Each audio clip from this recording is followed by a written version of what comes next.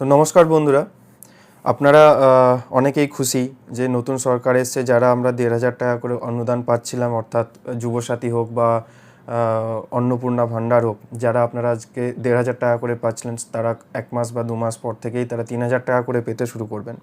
কিন্তু কখনো কি ভেবে দেখেছেন আপনাদের ভাতা কিন্তু পরের পর বেড়ে চলেছে, অথবা নতুন নতুন স্কিম আসছে, কিন্তু আপনাদের অবস্থার কিন্তু কোনো পরিবর্তন হচ্ছে না, বা আমাদের অবস্থার কোনো পরিবর্তন হচ্ছে না।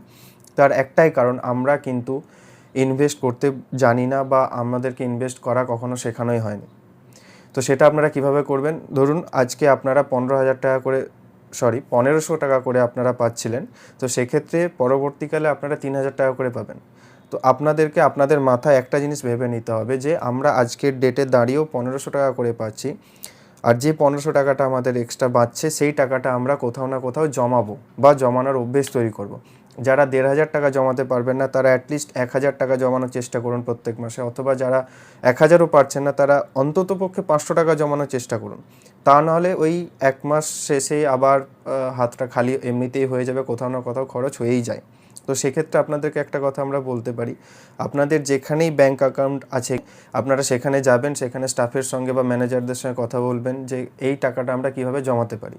ধরুন আমি প্রাথমিকভাবে একটা আপনাদেরকে কথা বলতে পারি, সেটা হচ্ছে যে আপনারা ব্যাংকে গিয়ে বলতে পারেন যে আমরা আরডি করাতে চাই।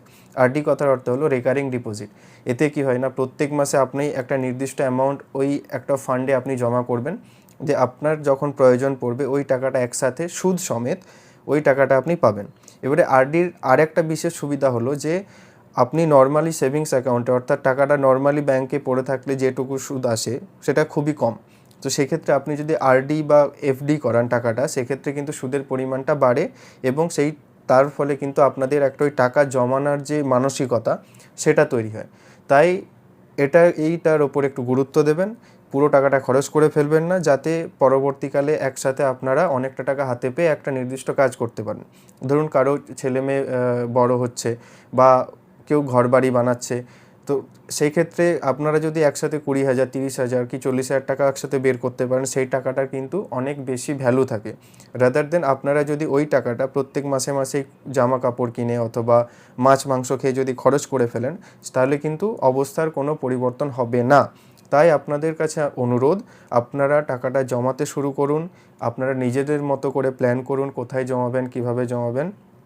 প্রয়োজনে যদি আপনাদের মনে হয় যে আমি কোনো ভিডিও বানিয়ে দিই, কারণ অনেক কিছু জায়গা রয়েছে যেখানে আপনারা টাকাটা জমাতে পারেন, যেখানে ওই টাকাটা বাড়ার প্রবণতা অনেক বেশি থাকে। যেমন আপনারা মিউচুয়াল ফান্ডে লাগাতে পারেন গ্রো অ্যাপ ব্যবহার করে। তো সেইগুলো জানার জন্য যদি আপনাদের আগ্রহ থেকে থাকে, অবশ্যই কমেন্টে জানাবেন, তার উপরে কিন্তু ভিডিও আসবে।